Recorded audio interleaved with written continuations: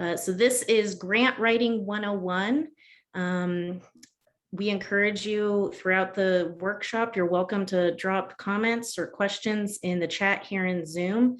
If you're in Whova or have you not yet accessed Whova, we really recommend that you do that. There's a lot of conversations that are popping up over there.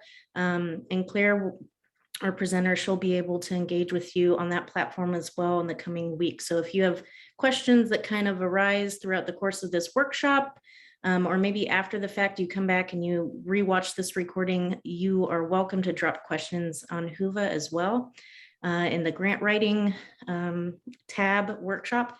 And she can connect with you there, and you can connect with each other on that platform as well.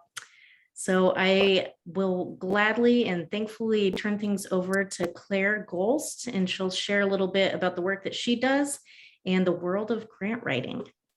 Thanks, Claire. Thank you, Ashley. Okay, hi, everybody. I'm Claire. So I am a freelance grant writer and nonprofit consultant. So I both do grant research, grant writing, and I also work a lot on program development because that's an essential part of winning a grant. So sometimes also strategic planning or program development is involved. So today we're just going to go through the basics of grant writing. I know that you guys spoke or heard from Haifa earlier, and my slide is not changing. I apologize. I know you guys heard, here we go. So you heard from Haifa earlier about grant prospect research. So now we're going to go into, what do you do when you find a grant that you want to apply to? So these are 4 kind of basic steps we'll go through: grant readiness, writing tips, elements of a proposal, and submitting your grant, which is maybe a little trickier than you might think. So step 1, grant readiness. This is what I talked about with the program development. But before you can even get there, you need to assemble a lot of documents that people aren't aware of sometimes. So either an organization will ask for these documents upon submission, or they might ask for them while they're considering your grant, or they might email you and say, hey, you've won this award, you need to email us these documents within 24 hours or we'll go to the next person. So it's always better to have all of this in a folder, put it in a Google Doc, put it on your computer ahead of time. So some basic items: articles of incorporation. These are going to be from your state. You can also find them online if you didn't keep the letter around, or maybe you have a registered agent that registered your entity. They'll have a copy of this. Your 501c3 IRS determination letter.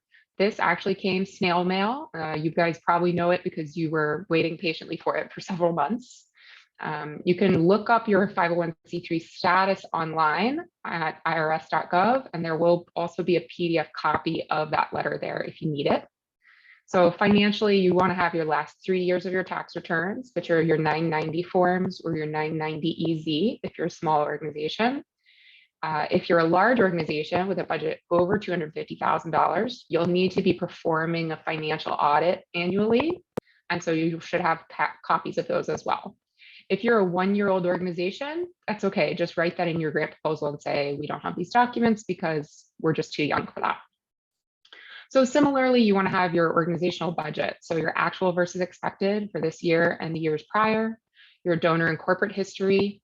This is important because they're looking for conflicts of interest potentially in your past funders. So make sure you're keeping track of all that information. And non-monetary records. So volunteer hours, client demographics.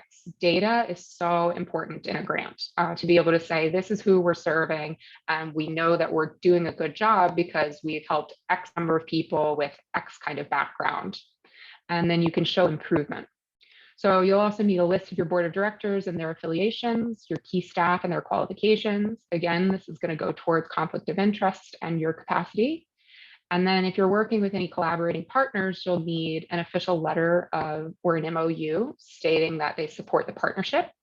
And a big thing lately is a diversity statement. So if you don't have one of those, go ahead and write one up.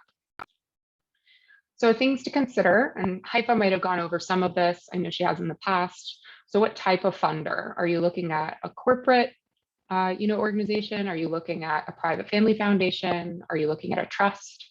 Are you maybe looking at a community foundation? they're going to want to give out different kinds of money because the government has different rules about who they're supposed to fund. So you should think about that when you're applying. For instance, a private foundation can only give to other 501c3s. Otherwise, they face big taxes if you aren't actually incorporated as a nonprofit. Whereas a corporate donation, they can't get the tax write-off, but they're not legally required to only be giving to other nonprofits. So you also want to think about your type of grant. Haifa went over this. So are you looking for capital funding? Say you want to build an office. Are you looking for general operating expenses? Are you trying to fund your staff? Or are you looking for a program grant? Program grant is the easiest to come by. Capital grant is usually the hardest. So things you might think about in terms of outside resources. Do you need a grant writer? Do you need a grant manager? These are two things that you might think, okay, well, we're really small right now, I'll write the grant. But what you consider is if you win $200,000 worth of funding, an organization is going to have requirements for how often you report what you're doing with the funding and who is in charge of communications. And honestly, sometimes managing a $200,000 award or $1 million award, sometimes a $50,000 award, depending on the foundation that's giving it, can be a full-time job. So consider if that's going to be too much for you. And do you need a volunteer to take on that role? And that person needs to be ready to go before you even submit the application. Similarly, with an audit, you're going to want to have all of that financial information ready to go. And should they ask for anything during the grant award period, you're going to want to be able to have somebody on file that you can say, hey, can you pull our profit loss statement right now? And they'll expect that kind of information back within a day or two. So also think about, like I said, partner organizations or independent contractors, conflict of interest, non-disclosure agreements, everything that goes into your work and who you're working with. Recommendation letters, marketing and PR. Maybe you need to hire a program manager who's actually in charge of the program, not just communicating about the grant, but who's in charge of administrating the funds and being in charge of what the funds are for. And then also to have a clear timeline. So if you apply for a grant tomorrow, a normal organization will take 2 to 3 months to review the proposals, maybe a month to get back to the winners. And then from the date of notification, it could be another month or 2 months before the money is in your bank account. So I recommend to everybody that you don't expect anything under a 6-month timeline. So that's important to note moving forward. So now we're going to talk about the actual grant, which is the interesting stuff. So first things first, writing tips. These are just general. So in every part of the application we're going to talk about after this, you want to continue to use these themes. So active voice versus passive voice. That's something you might have learned in school and you heard it a long time ago and you don't think about it.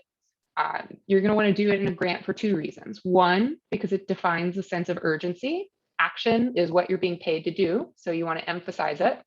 And 2, you'll notice in these examples, the first being Nancy wrote the grant, which is active, and the second being the grant was written by Nancy, which is passive, that a passive sentence is usually much, much longer. And almost every grant you look at will have an extremely frustrating word or character requirement going in. So you want to be sure that you're saying everything clearly and concisely. First versus third person. So that would be saying, we will run the program versus saying Santa for the day, if that's your organization, would run the program. That's just a personal preference. If you're working in kind of an academic setting, usually third person is preferred. First person is usually preferred for nonprofits. And here's a really big one, which is limit your jargon. So if you work in a niche, say you work in trauma-informed mental health care, if you're applying for a grant at an organization that only funds trauma-informed mental health care, you can assume that they know all your acronyms. You can assume that they know a lot about the evidence-based practice for what you do. If you're applying to the Cousin Sub Foundation, who funds community grants, everything from animal shelters to mental health to children's backpack programs, they will not know the particulars of your niche. And you need to not use words that will go over their heads. So this, if I say anything today, is the most important thing you'll learn, which is to avoid jargon. So along these lines, you also want to define a sense of urgency. So a saying in the grant world is, show me an orphanage with a fallen down roof and I'll give you $1 million. You want to act like it's the most important thing on their docket, but don't overdo it. You know, you don't want to make it sound desperate. And when you're doing that, it's important to also have a sense of hope. Some people fall into the trap of wanting to make the problem they're addressing sound so bad that people feel compelled to help, when what they actually do is make it sound completely hopeless, and people think, well, my $5,000 isn't going to make a difference. So you need to kind of strike a balance between these two things. Also, you want to have somebody proofread. Really, really important. One person, two people. Maybe you have a friend who works in marketing. They're probably really good at noticing typos. Send it to that person. Don't be the only person that has eyes on your grant, ever. And two big things: you want to write to inform and write to persuade. So like I was talking about, don't blow it out of proportion. Try and be honest, use unbiased language, use data from reputable sources to back up your claims. Keep it simple and direct. Like we talked about, you want to be compelling, but still concise. And present your facts in descending order of importance. Something that we learn in other types of writing is to build up to something. In grant writing, you want to do the opposite. You want to say the most important thing up front and then explain it afterwards. And this might be a little jarring. It might even feel like, oh, it wasn't written very eloquently. I put the home run as the first sentence. The thing is, grant funders receive thousands of proposals. They're reading pages and pages and pages. You want to make the most important sentence the first sentence. They might not even get past the first sentence. So that sentence should also be persuasive. So think about the funder in that instance. You know, what is it that they do? So if you fund, like I said, a children's backpack program, and you're applying to a funder who works in Chicago, and they fund all sorts of things. Well, their emphasis is Chicago, not children's backpacks. So you should take your backpack program and address how you're building up the Chicago community. And that's not, you know, painting your, you know, you're not lying, you're not painting yourself in a different light. It's not a spin, it's just highlighting what's important to a funder out of what you already have. Also, if someone has an argument, say, like I said, $5,000 isn't going to be enough, think about the fact that they're going to think of that while they're reading, and go ahead and head that off and provide an alternative solution. Or if they say, well, why is this backpack program better than backpack programs that already exist? Go ahead and mention, you know, other programs don't have XYZ like we do. So those are all just general themes you want to keep in mind as you're writing a proposal, but now we're going to talk about the actual elements of a proposal. I have never seen a universal format for a grant. Every single one is different. However, there are recurrent elements. So what I recommend people do is write a grant template. And so there'll be essential elements that I'll show you next. Before you've looked at a funder and thought about how to spin what you do to what they're funding, you don't want to get into that trap where you've changed what it is you're trying to do. So write it all down in exactly the way that you want it to be funded, exactly the way you want it to be perceived. And then you use this template to, you know, cut and paste and get you started on individual questions for individual applications. And what's really important is this is like a reserve document. So, you know, just this morning, I had a client send me a grant and they said, hey, I know this is really last minute. Can we get this in within an hour? And it was 10 pages long, but I had no problem doing it because we were just pulling from a template. And, you know, I would change one sentence here, one sentence there, and it was easy. It's not always that easy to cut and paste, but it's important to have that option, because oftentimes you will have things show up and you will go, oh my gosh, this deadline is tomorrow. I don't have time for it. But if you have a template ready to go, you're going to be so much more at ease. So these are common elements that I put in a template, and these are what you'll also see in an application. So your title, which is more important than you think, executive summary, which is kind of like an abstract, information on the background of your organization, your problem statement, which we'll talk about in a second as maybe the most important part of a grant, your program description. So this is where you'll talk about what you do, your results and impact. So what are the outcomes of what you're proposing, and measurement and evaluation. How are you going to prove that you did what you said you were going to? So first things first, your proposal title. A lot of people are tempted to not think about this, but like I said, grant managers are looking at thousands of pages and they often sift through and sift based on a title and a summary. So if your proposal just has the name of your nonprofit and then says grant proposal for Santa for a day, it's not going to catch any eyes. What you need to say is who and what. So for instance, backpack program for low income children in Chicago. And then a funder will say, oh, hey, that's exactly what we're trying to fund. And they'll bother to look at the proposal. So along the same lines, your executive summary, try to limit that to 1 page max. Usually they give you a 500 character count. I don't know why, but this is the magic number for project summary. So it should be standalone. So if you think about all these elements of the proposal we're talking about, take one summary sentence from each proposal element, and that should make up your executive summary. So it's usually used to route the grant to the right reviewer. So especially in this paragraph, don't use jargon, and try and make it very compelling, but really, really, really don't just emphasize what you're proposing. You want to emphasize results in this paragraph. So organization background is pretty typical. They'll ask, how were you founded? Why were you founded? Who was responsible? How many years have you been operating? Where have you worked? Mission statement, vision, values. What is your history of success? Something that people forget to include. So let's say I've distributed, we're just going to keep on the backpack example for today, guys. So I've distributed 12,000 backpacks in the last 8 years. And that means 12,000 kids could carry their books to school. Those are your direct results. Okay, what are your indirect results? Well, each of those children has a family, and maybe those children were motivated to be more involved in school because they had a backpack, and it was like a sliver of hope, and it was an introduction to, an educational program, incentivizing them to do well in school. So, you don't want to blow this out of proportion, but your work does touch more than just the person that is receiving the direct service. So think about your indirect impacts.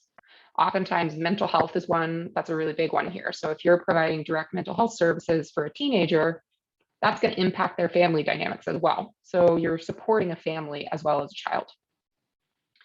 And you also want to emphasize here, if you have a famous or amazing or well-known founder or board member or executive director, you really want to feature their success here, because a grant is thinking about what are you proposing and how do I know that you're actually going to get it done? And if you have an executive director with an impressive history of success, that's going to make a funder feel a lot better about giving you funds.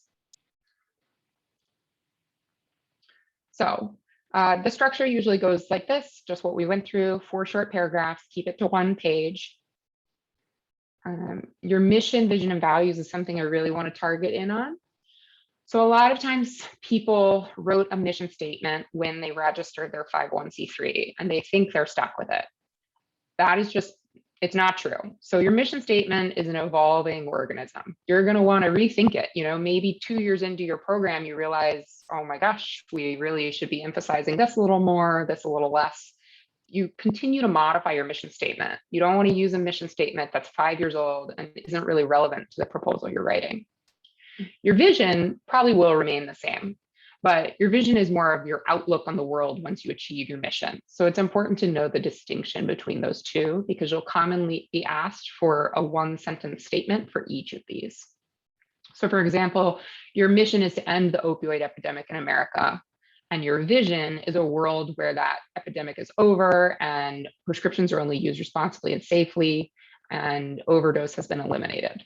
Obviously, that's a pretty lofty end goal, but you need to think about, where is it that we're trying to go here? If we can do everything we want, what is it that we will have achieved?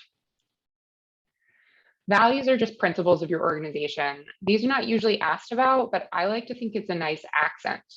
And that's especially because a lot of times when you go to a funder's website, you'll see that what they have listed is their values. They'll say, we support all kinds of projects, but our values are X, Y, and Z. Try to weave their values into, what is your purpose, or use it as inspiration. And your values, like your mission statement, it can be constantly evolving. If you decide that, you want to move towards social justice one year, start adding that in, that diversity is essential. That's a value. Usually I like to use respect, equality, transparency, and honesty. I think these are words that just really resonate with a lot of organizations, but those are just ideas. Whoever, you're writing your own grant or you're working with a grant writer, you guys should sit down and think about this. And it's okay if they're pretty unique as well. They don't just have to be blanket items. So your problem statement. This is something you might not have come across before, and it's often neglected. And I think it's actually the most important part. So back to the backpacks.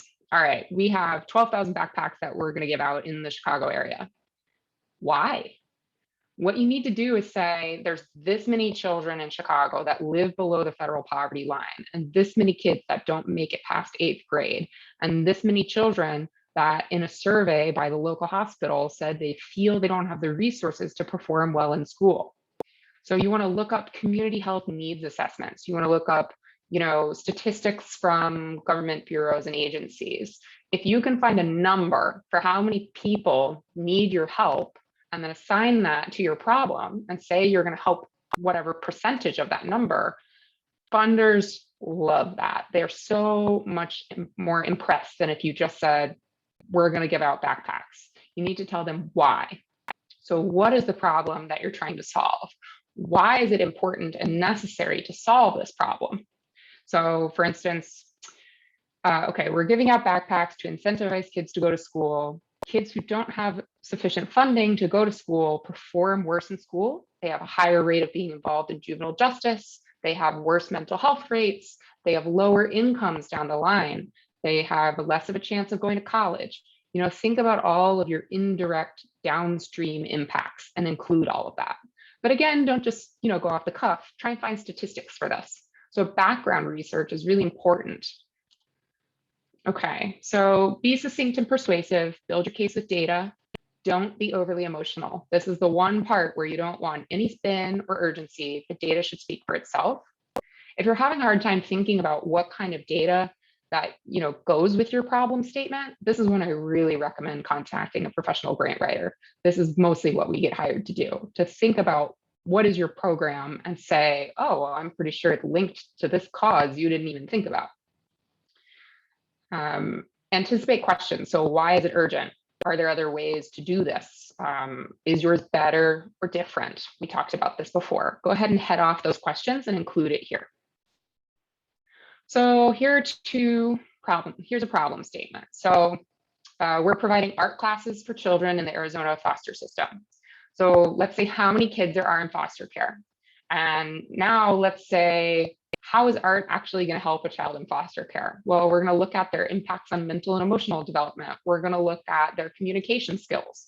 And then if you want to take this a step further, how do communication skills and mental health affect an adult's productivity later in life and their mental health and their ability to have a family and be successful? Oftentimes people want to put this in a literal number. So like, what is the burden on the American economic system if someone doesn't have these services come to them? That's kind of hard to do, but if you're a person that, if you're a business person and you want to put this into market research terms, that's a really powerful way of doing it too. So here's a bad example and a good example. So the problem is that we have no senior center in our community. Building a senior center would be a nice thing. That's how most people think of writing a grant. They think you're just going to say something and people are going to go, oh, that's a really nice thing. Let's give them money. That's not going to work. What you need to say is, how many people are in our community that need this senior center? What happens to them if they don't have the senior center? So a good example would be over 40% of our community members are over the age of 55 and over 20% are over the age of 70. Seniors living alone face isolation and the risk of physical and mental health problems. And then you want to cite where that came from. So maybe you got it from the CDC website or the NIH website. Always want to include your sources. And then say a senior center will provide a welcoming place to help mitigate these problems, to increase their quality of life, which thus increases their health and well-being. So data is important. People love maps. Always use statistics. Always have a source if you used any numbers. That's really important. So this is the meat of your proposal, your program description. We've now talked about the why. Now we're going to talk about the what. So goals are different from objectives. You will often see questions asking about goals and objectives, and people make the mistake of just rewriting the same thing. A goal is a broad statement about the intent of your program. An objective is a specific accomplishment. So oftentimes people will use SMART objectives, which is a term so SMART objectives are specific, they're measurable, they have a timeline. You want to use words that are action words. So you want to say, we can provide support to 500 people. We can increase the number of children that have access to school books this year. We will support 600 seniors in their mental health and well-being by providing them a place to socialize. So these are specific actions versus broad goals. And then, so really, if you think about top down, you're going vision, mission, goal, then objective. So SMART objectives: specific, measurable, achievable, realistic, time bound. I just talked about this a second ago.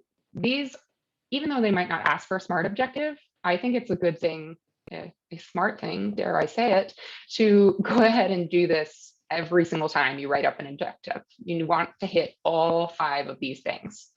So a big one that people don't think about is the measurable one. So if you're providing art classes to kids, you can provide the number of kids that you give art classes for, but how do I know that had an impact? You want to go a step further and you want to say, we're going to give a survey to every child that receives an art class before they start, and a survey after they finish. And we're going to ask them 4 questions about how they feel about their mental health, or how they feel about art, or how they feel about their family life.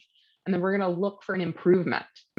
And the thing is, that might sound silly to you, but that's what we call qualitative data. So in the beginning, before a child had your art classes, they ranked everything as a 4. And then after 2 months of art classes, everything was ranked as a 7. That's an improvement, and that's important to show. So of all of these things, measurable, I think, is the most important one. So here's just an example. So a goal is to increase the number of naturalized citizens in Massachusetts.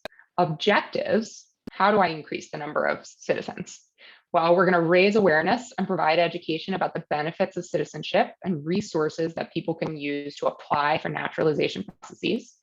And we're also going to provide citizenship preparation classes to ensure that people have the knowledge they need to pass the exam. So goal is where you're going, objectives are how you're going to get there. A description of activities: sometimes people like to put these as a bullet point list. Don't ever be afraid to use bullet points in these applications. Just because you have 7,000 characters that you're allowed to use, if you can say it effectively in 5 bullet points, do it that way. A funder will always appreciate it. So if you can best explain what you're doing by saying, these are the 6 steps for how our program works, boom, boom, boom, do it that way. What will you do? Who will it help? Who will manage the project? And this is the part where you think about your programs. Oh, do I have to hire a person to be in charge of this? Do I have to train volunteers? If you need volunteers to work on this program, you should be including the training of those volunteers in your activity timeline. Ask yourself these questions as you go through program development. What resources do you need? So this can be both what you're asking for financially.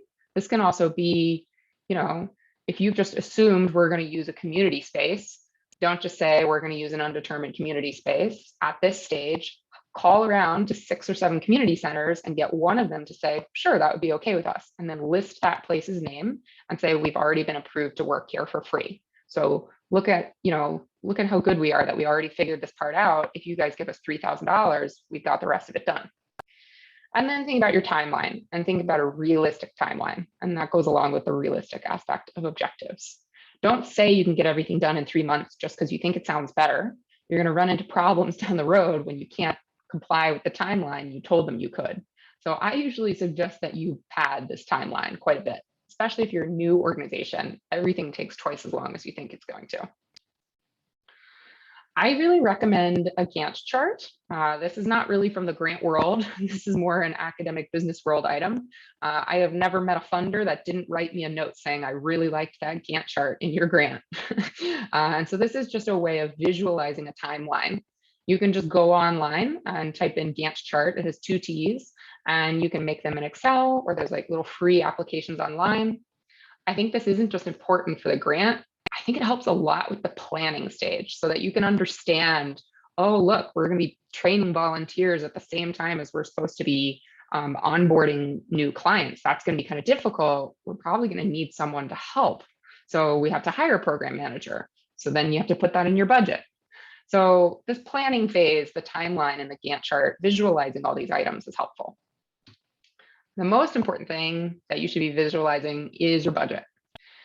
So if they're asking, you can submit a grant up to $50,000, don't just stick in $50,000 and then say, yeah, we're going to figure out as much as, we can pay for up to the maximum amount. If you write up a budget, it comes out to $49,972, somebody's going to say they took the time to think about this, and that's going to be a lot better.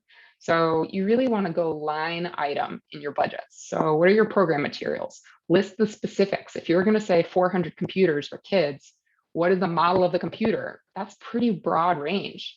People are going to say, why are you saying it's $5,000 for one computer? List that computer and then justify why you need that specific computer to do whatever maybe your STEM program is with your kids, rather than just a $300 Lenovo ThinkPad. So get really specific with your budget. And then people often forget this, but you always want to stick in indirect costs. You want to have a buffer. And I think 10% is the maximum amount you're allowed to have, unless you have a federally negotiated higher indirect rate. But I recommend people stick to about 5%. So now you've thought about what it is that you want to do, how you're going to do it. Now let's talk about what does that mean? And this is really where a funder starts listening. So what is an output? What is an outcome? So an output tells the story of what you produced or what your activities were.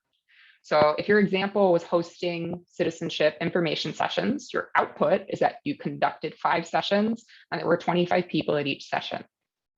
That is not the value of your service. That is just what you did.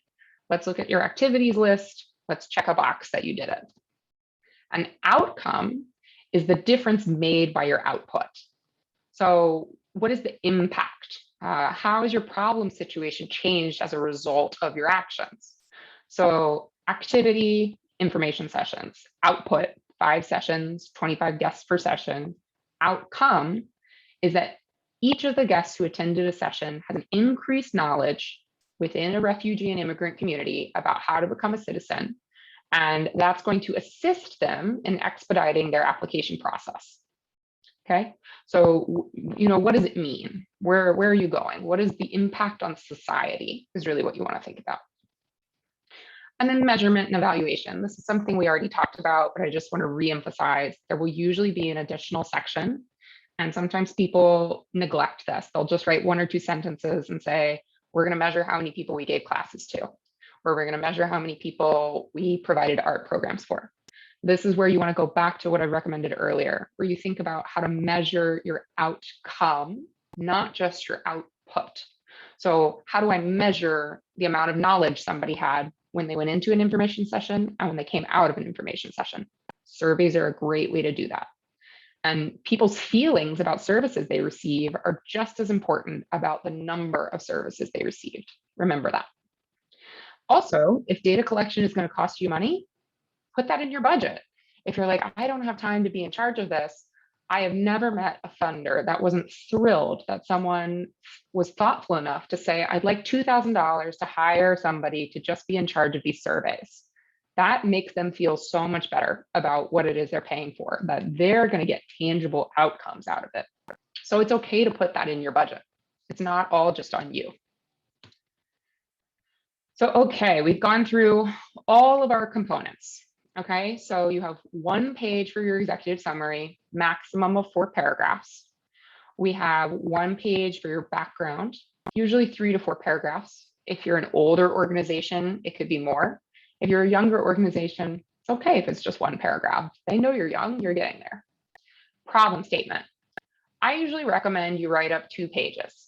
Like pull every piece of data that you could possibly think is related. Save all the PDFs of all the background information, because like I said, you might try to fit your grant to different funders at different times.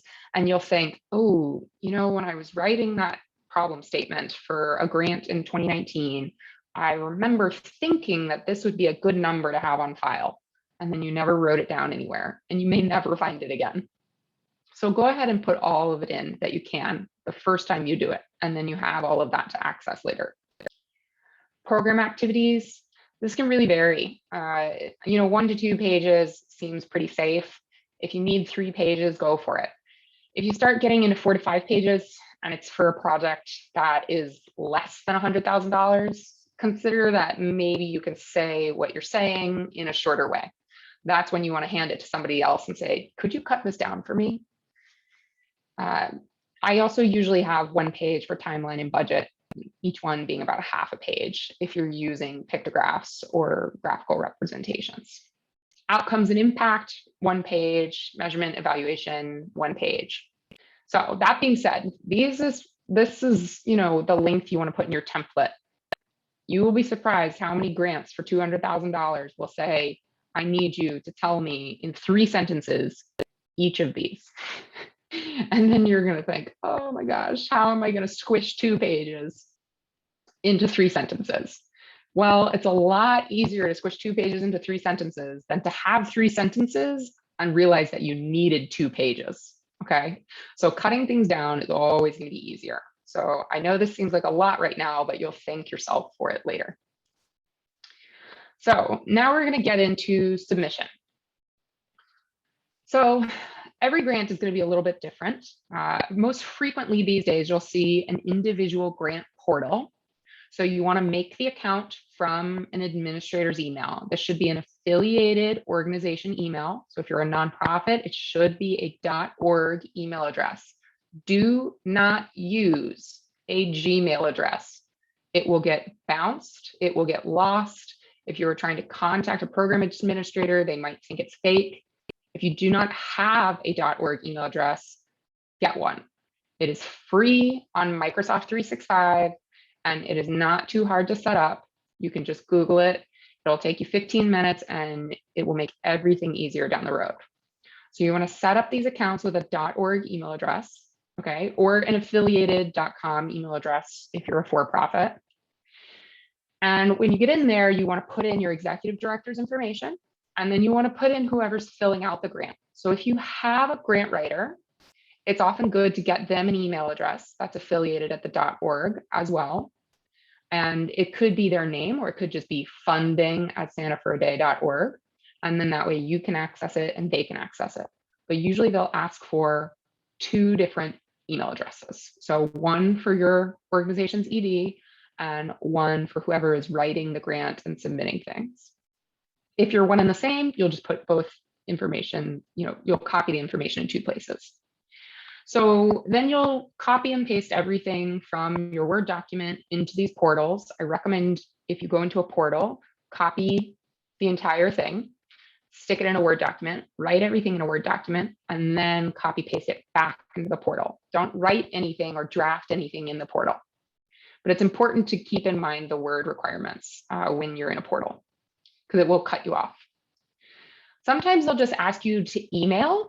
In that case, also keep in mind the Word requirements. You might think, oh, they're never going to check this. They will. So keep in mind your word count and email it as a PDF. Do not send a Word doc. People have different versions of Microsoft Word. Some people might not have Microsoft Word at all. They might use Pages. Just always convert everything to a PDF and double check the PDF before you send it out. And if you send an email, make sure to ask for confirmation of receipt in the body of the email. You should always write 1 or 2 sentences, say, please see the attached application packet. Let me know if you have any questions, and please let me know that you received this. If you don't hear back from them confirming that they got it, pick up the phone and make a call, because you don't want to miss your deadline.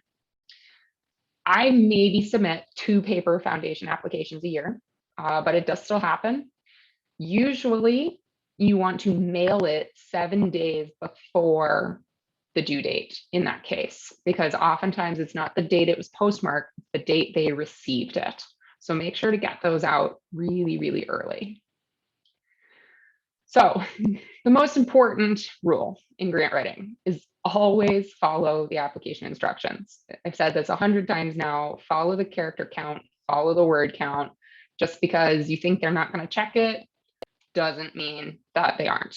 Even if you send in a paper application, sometimes they will still do a word count. So don't just cut and paste from your template. Don't cut and paste from another grant.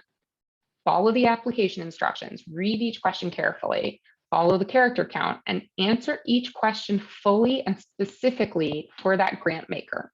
You can reuse a lot of content, and we've talked about how that'll make your life easier and how that's important. But what's most important is to think about the funder and then cater your answer to what they are most interested in. Do not change your program for them, but you just need to write it up in a way that's going to resonate with them. So always do a proofread and make sure that you're catering it to the specific funder that you have in mind. Second most important rule, if they allow for attachments or appendices, put everything you can in there. Sometimes there's a page limit, so do pay attention to that. But say you have a pretty short grant application, and then there's a button at the bottom for if you would like to attach supplemental details. Don't just think, oh, sweet, I get away with writing 3 paragraphs for this whole grant, because somebody else might upload a very detailed 10-page proposal, and people think, wow, this one sounds so much better than everybody else's 3 paragraphs. Be the guy with the 10-page proposal, okay, in color with graphs and charts. You can never have too much information as long as they're saying it's okay. Don't go over, but if they allow you to upload 5 pages, take your full 5 pages. So we talked about this: work offline and then copy paste into a portal or into an email form. Pay attention to character counts, detail relationships and history with the individual funder. Think about the individual funder's objectives and make your connection every single time. And then you're gonna hit submit. And like I said, you might not hear back for 2 weeks, you might not hear back for 6 months. Usually they'll give you an idea of what that timeline is. It's okay to check in once in a while. However, here's the biggest thing. You will get rejected. It is okay. It is not the merit of your program. It is not the style of your writing. Sometimes it is simply that you applied and so did 2,000 other people, and that your program just wasn't in the first 50 that they selected. That doesn't mean that you shouldn't apply next time if they allow that. It doesn't mean that you're not worthy. It doesn't mean that maybe you weren't like their second choice, you know, maybe you were right on the cusp. So contact the program officer and say, hey, I'd really appreciate some feedback. I understand it's a competitive process. I'd like to learn more about what you guys thought of our proposal. Or if you could keep us in mind for the future, would you recommend that we reapply? Making that connection with the funder is really important. So a rejection doesn't mean never, it just means not right now. So your feedback can be really important, and don't lose faith or lose heart in the process. You might submit, especially as a new organization, you might have to submit 30 grants to get one back. You might have to submit 50, but it's more likely you're going to submit 50 and not get anything back if you're not asking for feedback. So you could just be missing one essential thing and every single funder noticed it. So go ahead and ask. Not everybody will give you feedback, but it's important to ask. Okay, so that's it, guys. I do have a little bit of time left for questions if anybody is interested. I think there's some in the chat. I was not monitoring the chat. Amanda, is there anything in there that I should go straight to, or if anybody wants to just, turn your mic on? I'm flexible. Cameron posted a question. She said, is it possible to conduct your own community assessment via surveys, questionnaires, focus groups, and getting the community's input if you cannot find statistics? Yes, so that is an excellent idea. A lot of people won't think to go there. They'll just say like, oh, no data is available. It's okay if you surveyed 15 people from your community and you have detailed, explanations about what they think. That's 15 people whose opinion matters. So I absolutely do recommend conducting your own.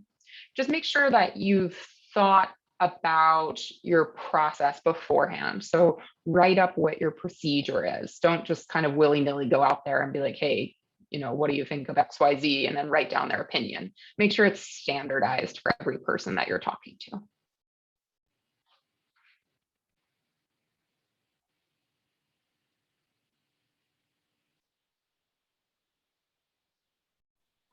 I think another question / request is if our attendees will have access to your PowerPoint slides. Can we get a copy of that? Oh, yes, absolutely. Okay. Yeah. So I think I can upload it on the Whova, right, Ashley? You, or if you send it to me, I can, either one.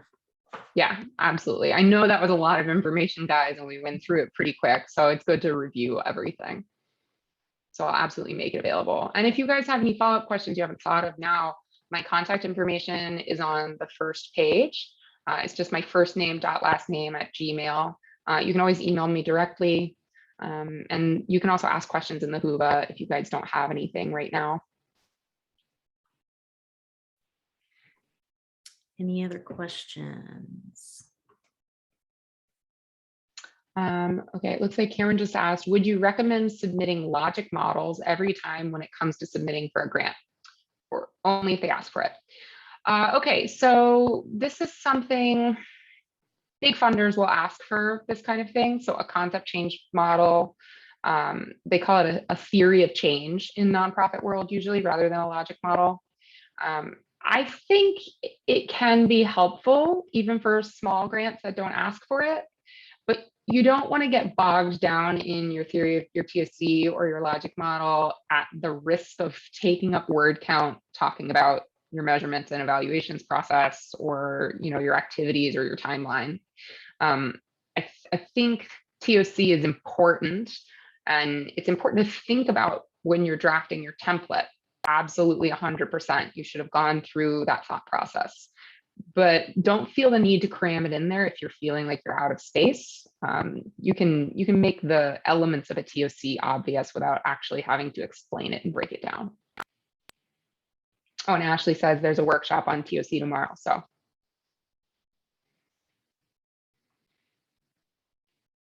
And if you guys have specific questions about your individual organization, that's okay to ask too. I know last time we did this, people had more questions about their individual circumstances than they did about the presentation in general. So feel free to reach out with that as well.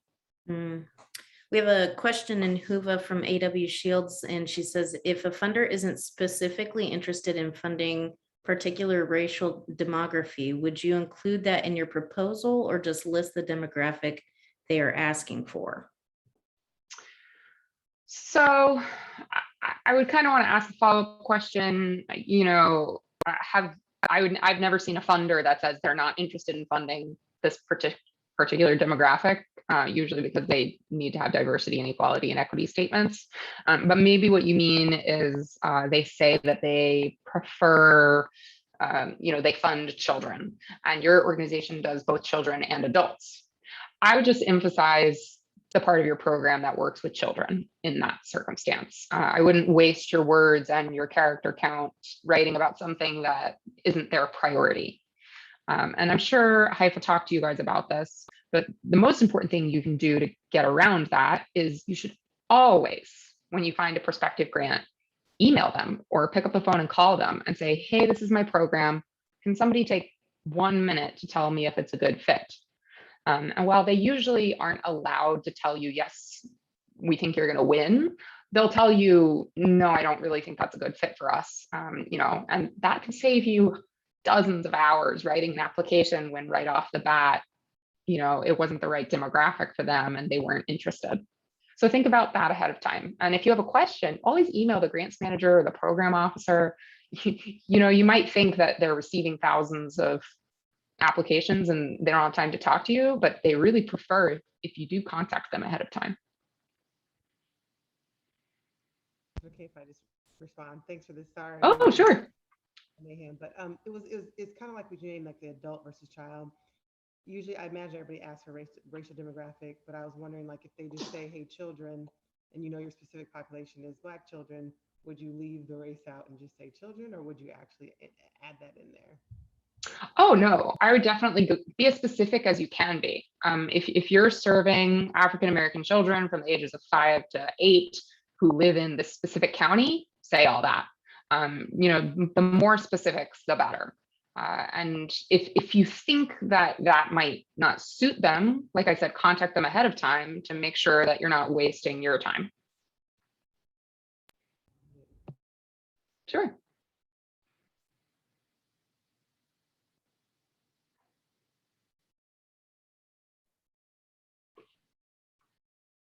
Any other questions?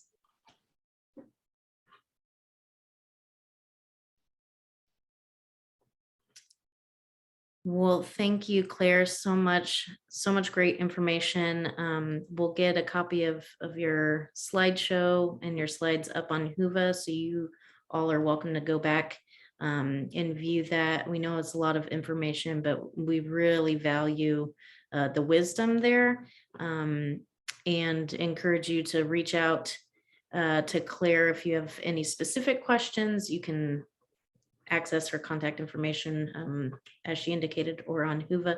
Thank you all. You've made it to the end of day one.